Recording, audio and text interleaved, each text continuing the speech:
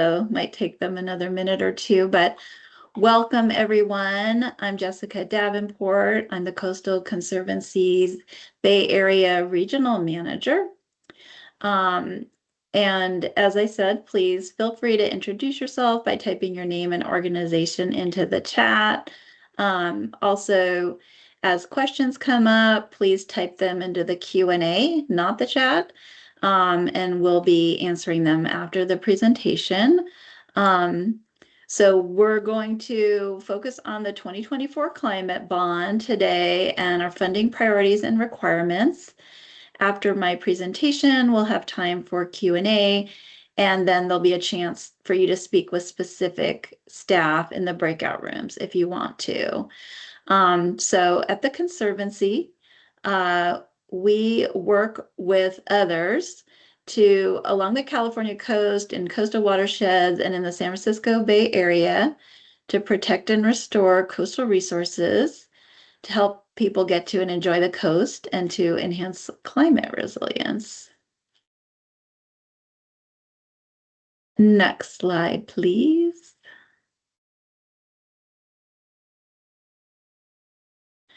The people of California approved the 2024 climate bond, also known as Prop 4, last November.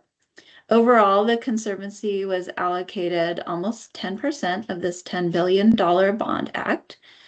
This chart shows the 5 program areas of the climate bond that are relevant to the Bay Area.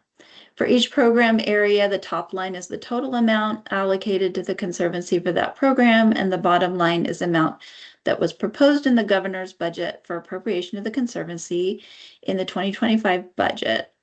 Budget discussions are ongoing, and so these numbers are estimates.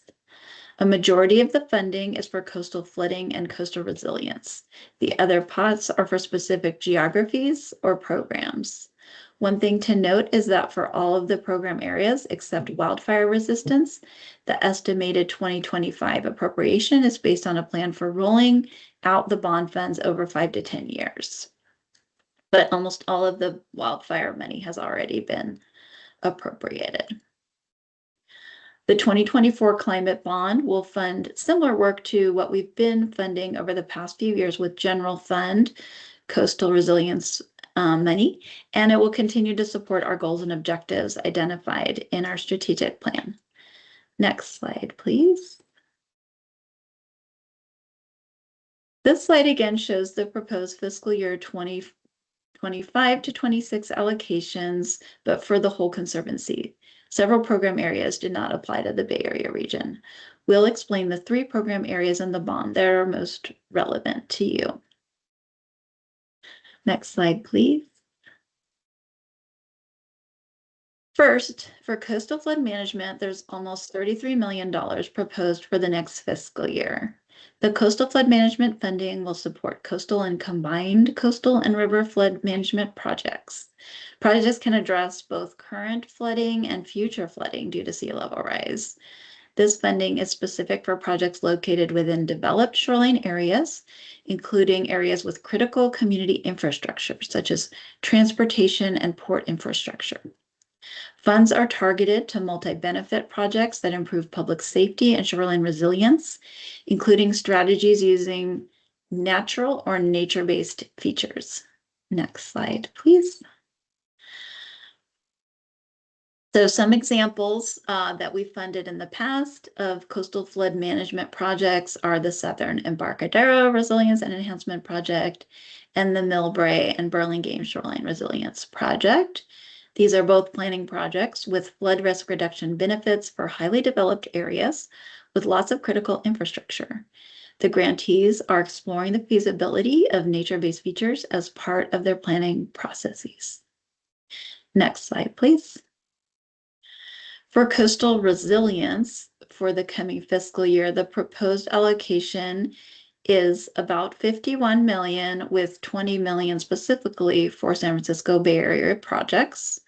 Coastal resilience funds can be used for a broader set of activities compared to the coastal flooding funding, including all the purposes of the Bay Area Conservancy, as well as those described in the San Francisco Bay Restoration Authority Act. We'll continue to prioritize multi-benefit projects, innovative climate resilience projects, projects that further the state's plans, and projects that benefit vulnerable communities. Next slide. So some examples of these coastal resilience projects that we've funded in the past include the Finney acquisition, the India Basin Shoreline Park redevelopment, and the Tulare Creek Baylands Restoration Planning Project. These examples show the range of habitat types and regional trails that we fund. Next slide. The third program in the bond that may be relevant to you is for wildfire resilience projects. The proposed allocation for the coming fiscal year is about $31 million.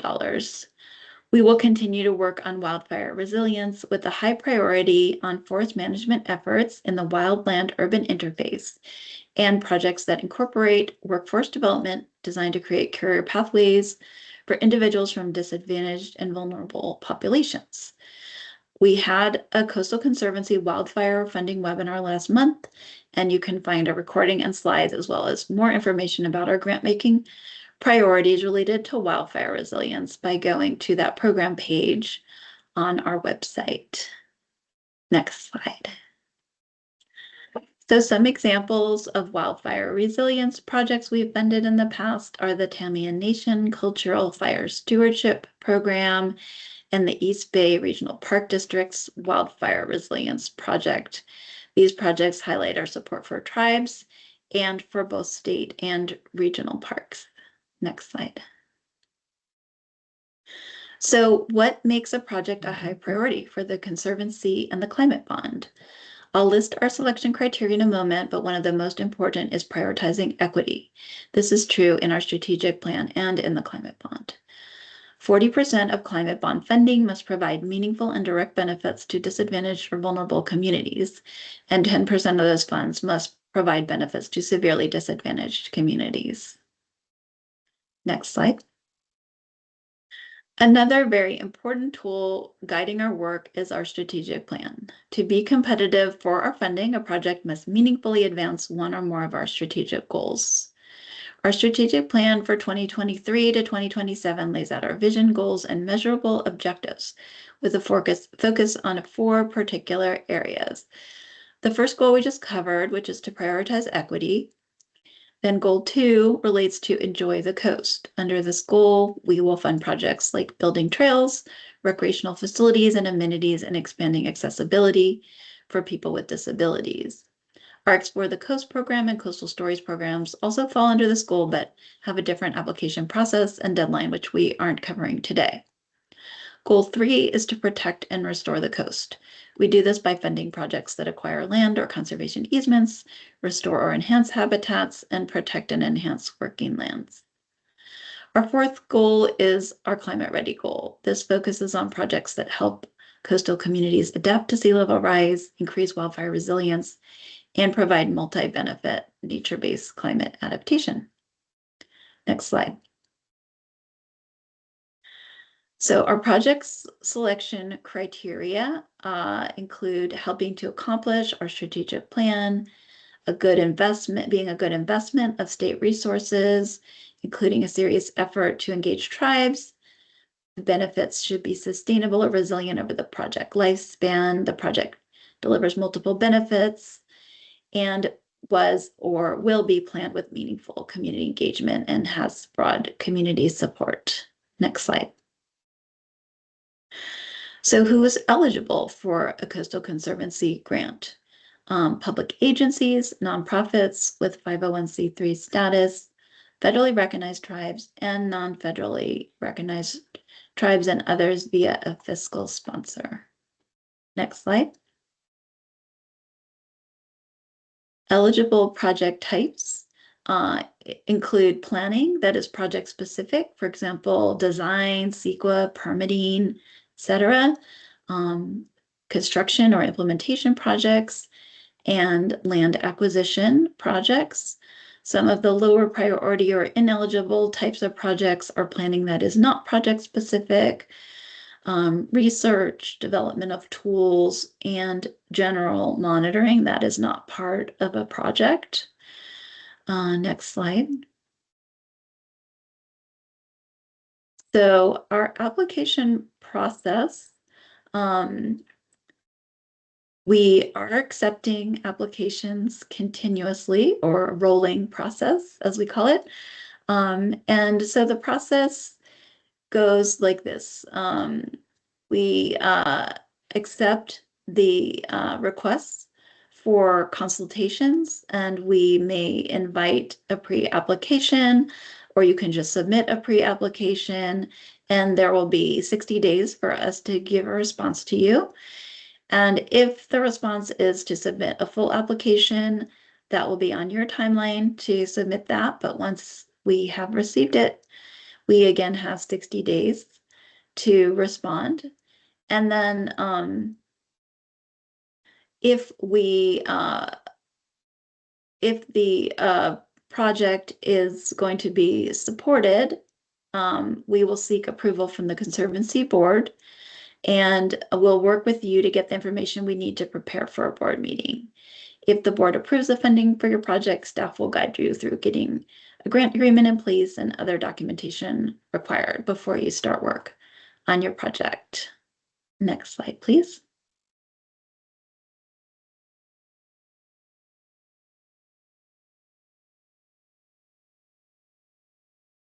We have lots of resources about the application process and about managing a Conservancy grant. Key resources on our website include the grant application guide, pre-application and full application templates, our technical assistance web page. There's a drop-down menu under the grants tab in the header, which has links to lots of resources like webinars on how to write a successful application, information you'll need to know to manage your grant if you receive one, and tips on meaningful community engagement, workforce development, and more. We also have a grantee manual under our resources for grantees webpage. And this provides details of how our grants work and includes templates of forms and other documents. Staff are available to assist throughout the application and grant process. So that's the whirlwind tour, and we're happy to answer questions. We'll have group Q&A, and then people can go into breakout rooms with specific staff as needed. So I'm going to hand it to Linda. I think Linda and Laura are going to be reading the questions from the Q&A and any answers that staff have already provided. Thanks, Jessica. I'm going through the Q&A section now, and just a reminder to put questions there rather than the chat. We had a question about whether these slides will be available on the website, and yes, we will make the slides and notes of the Q&A available on our website, and we can send a link to all our attendees. Right. Next question, are nature-based solutions prioritized for flood management mitigation projects? Take that one. Okay. Yeah, sure. Certainly, we're always looking for multi-benefit projects. So we are looking to see that people have looked at nature-based solutions for the flood management. I guess mitigation in this sense means flood mitigation as opposed to other kinds of mitigation. But I would say that we recognize that flood management is on a green-gray spectrum, and different solutions are needed depending on the specific location and the conditions in that location.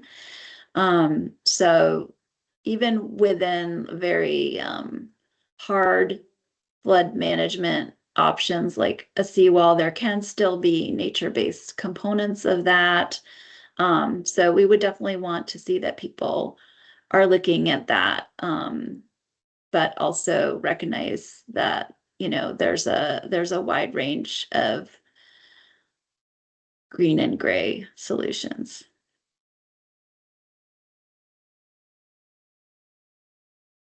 We have a couple other questions coming in. What is the Conservancy's preferred source to determine a disadvantaged community? So we are working with the other California Natural Resources agencies under that umbrella to determine which tools are going to be used. In the past, we have used State Parks tool. And I think in the interim, before we're like given more guidance on that, you can use the State Parks tool. Do other staff have suggestions on that?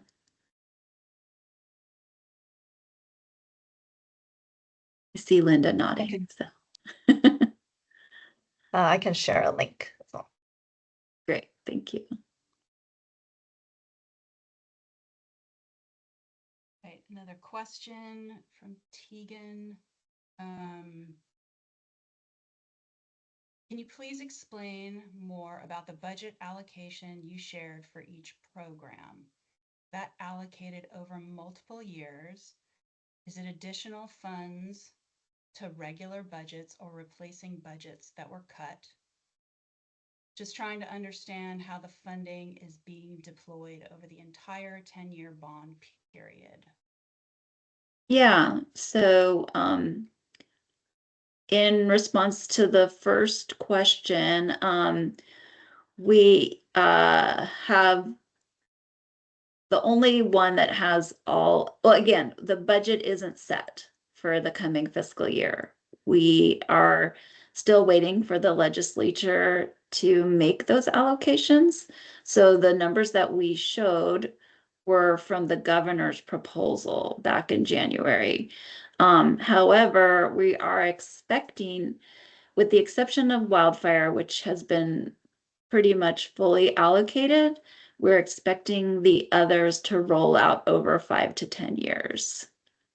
And then regarding the question about whether it is replacing budgets that were cut, that in the case of the Conservancy, that is not the case. We basically spent all our general fund, so we didn't have any cut. And then, yeah, I think that's the two questions.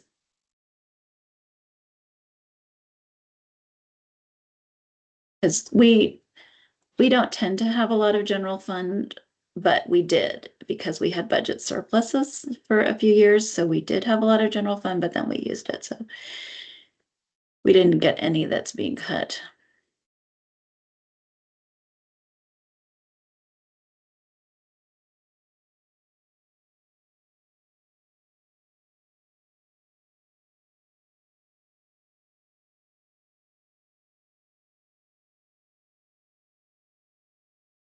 Any other questions? People want to unmute and just, oh, go ahead, Linda. I was just gonna say, I don't see any new ones that have come in the Q&A, but yeah, also feel free to unmute and ask a question.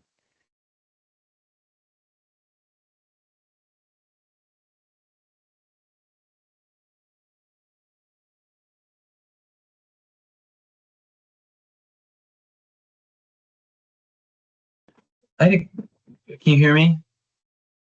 Yeah. Hi, yes. Okay, this is Jacob from Alma Land Trust.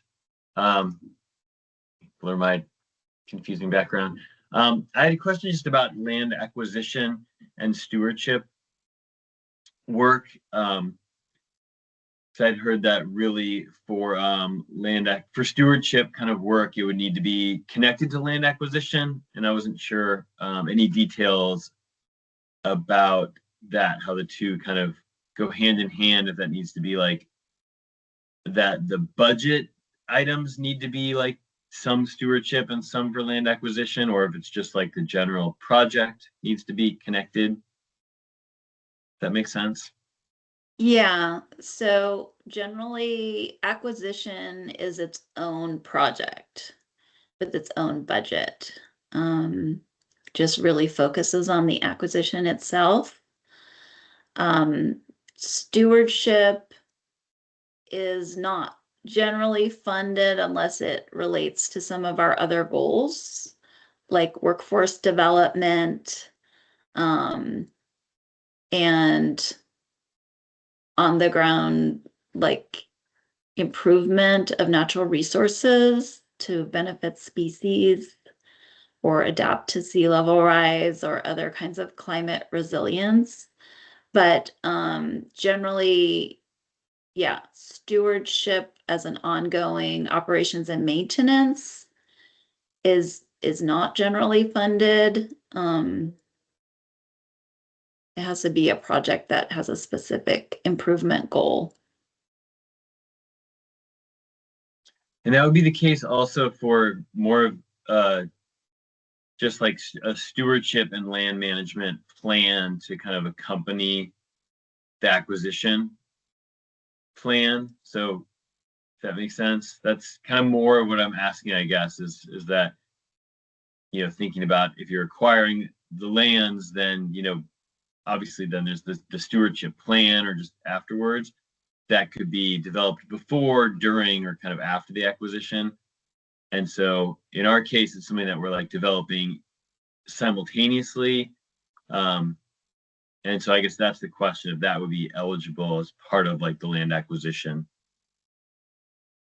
Yeah, I'd have to give that some thought. I don't know. Do other staff have experiences? I know we had a recent acquisition. Maybe Virgilio, you could talk about that Finney acquisition where there was a management plan associated with it. I don't know if we actually funded that though.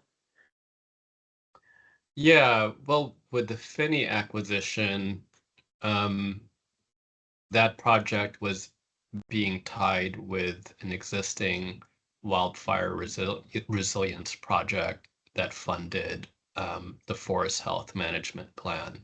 So it wasn't part of the acquisition, but it was a part of wildfire resilience project.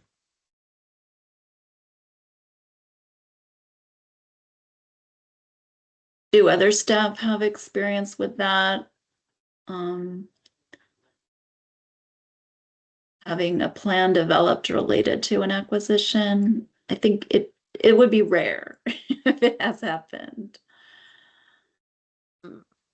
Okay, that's helpful. This is Tegan. I had a conversation with the South Coast District. I don't know if this is relevant for some work we're doing with state parks down there. And they were suggesting for the acquisition to talk with Wildlife Conservation Board, and then they would support the planning if it was related to resilience. So I don't know if that's helpful, but. Yeah, we partner a lot with Wildlife Conservation Board, and so sometimes if they have funding that's for an acquisition that's very specific to their goals around biodiversity or fish passage or something, they might take the lead on the acquisition. But we do also fund acquisitions at times, especially if it's, you know, more related to our goals around coastal resilience. So yeah, it can be that, you know, we fund one thing and they fund one thing. We do fund planning that's related to a project. Not so much overall management plans for land, although as Virgilio said, in the context of wildfire, that's becoming more common. So I think it just depends. Like, we can just, you know, have a conversation with you on a project by project basis, or you can submit a pre-app. We can talk about it that way. Okay, thank you so much. Sure. We did have another question come in. What advice can you give for a successful pre-application? Are there specific mapping requirements?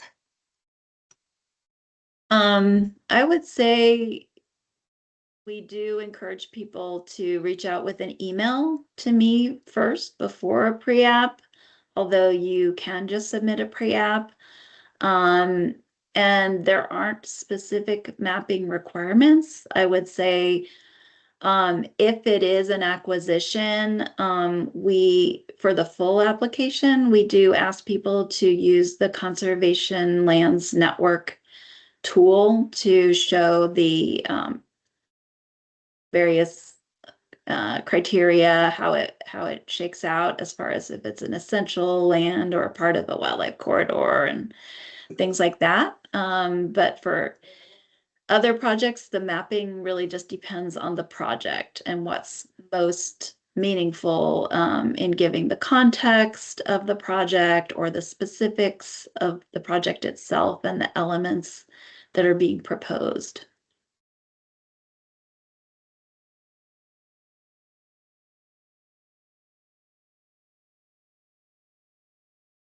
Okay, next question is from Lisa. I noted a funding category for dam removal. Is dam safety or a dam improvement a Conservancy fundable project type? There is a category for that. I believe it's mostly being focused on the Matalia Dam project in Southern California. It's not a major area that the Conservancy works on a general basis. I would say it's more of a Department of Water Resources topic than the Conservancy.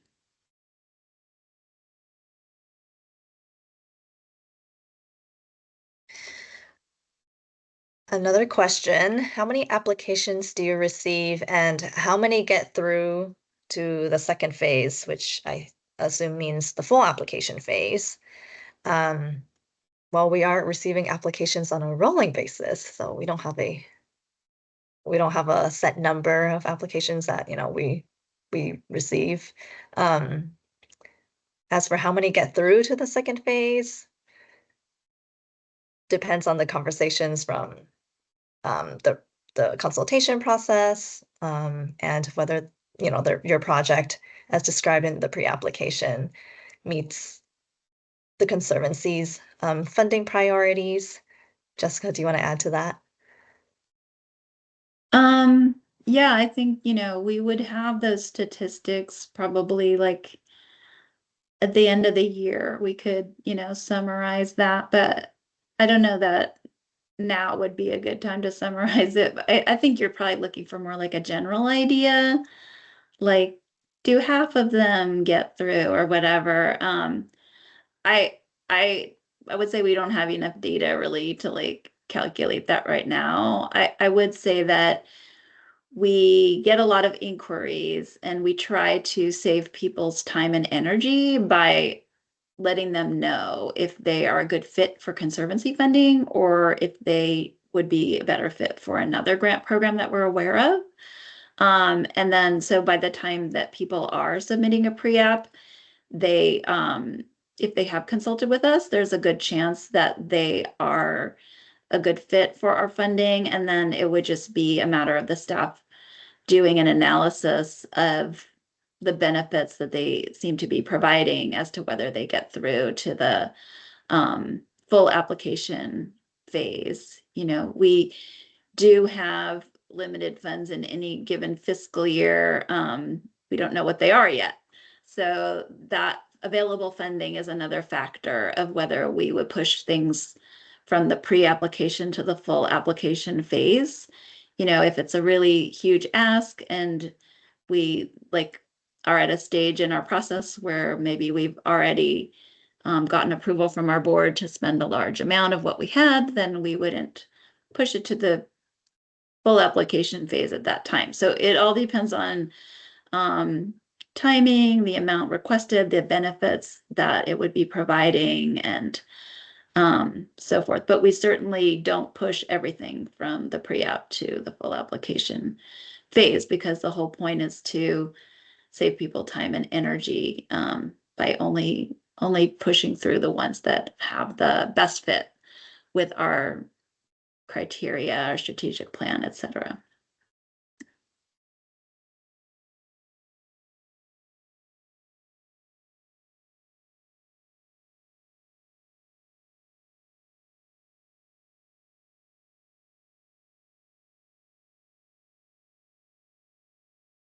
I don't see any more questions in the Q&A section.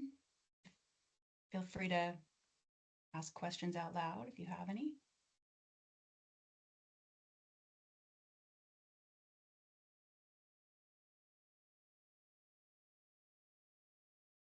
And thank you for your good questions so far.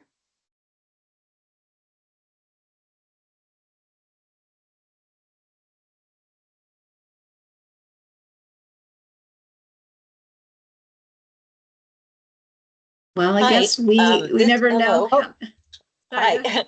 Hi, Hi. sorry, I'm having trouble with my screen and camera and everything today, and the chat as well. But I wanted to ask the question. This is Marcia Mather Thrift, and I'm doing work for Save Mount Diablo, and through another grant that's oil spill proceeds, we've been doing creek restoration work in an upper part of a creek that flows to the delta directly.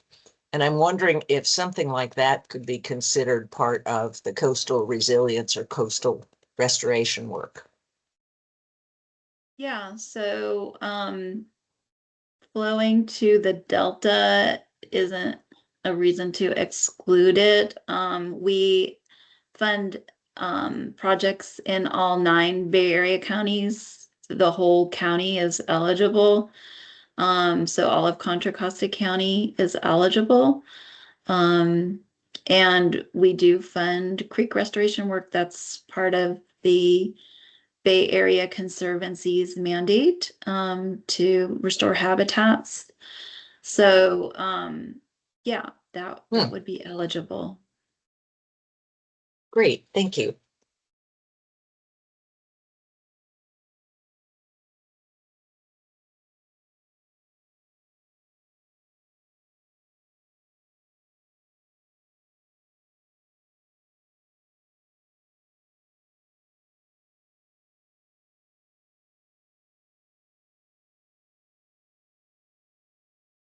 All right. Well, I think we thought we would be inundated with people and questions and needing lots of breakout rooms, but seems that we're getting close to answering questions. So, oh, someone else has a question? Feel free Mary, to feel free to unmute. unmute. Guys hear me okay? Hello? Yes. Hi, we can hear you. Mary Ladd. I just had a question. If we have land acquisition, should we do 2 applications? One for the land acquisition and one for the restoration of the land? There's 2 locations where we're doing the work, and then there would be a 3rd location that we're looking to acquire. Or do we wait until we know what the land is to apply? Thank you. I'll mute. Yeah, so we generally wouldn't approve restoration planning for land that you don't yet own. Whenever there's an acquisition, it's a process and you never know. I mean, hopefully it goes through, but it's a deal and it has to satisfy all the conditions to go through. So we wouldn't invest state money in a restoration plan before the acquisition took place. So that, yeah. I don't know if you were saying if there were different locations, one's an acquisition over here and one's a restoration over there, then they would still be separate applications. But yeah, if it were a restoration for something you plan to acquire, then I would say don't apply for it until you have the acquisition completed.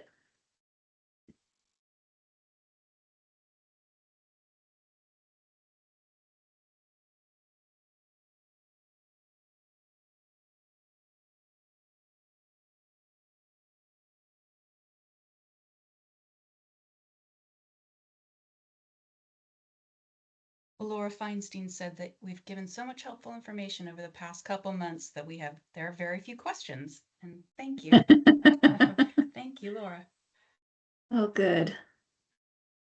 All right. Well, I don't want to keep everybody if there are no more questions.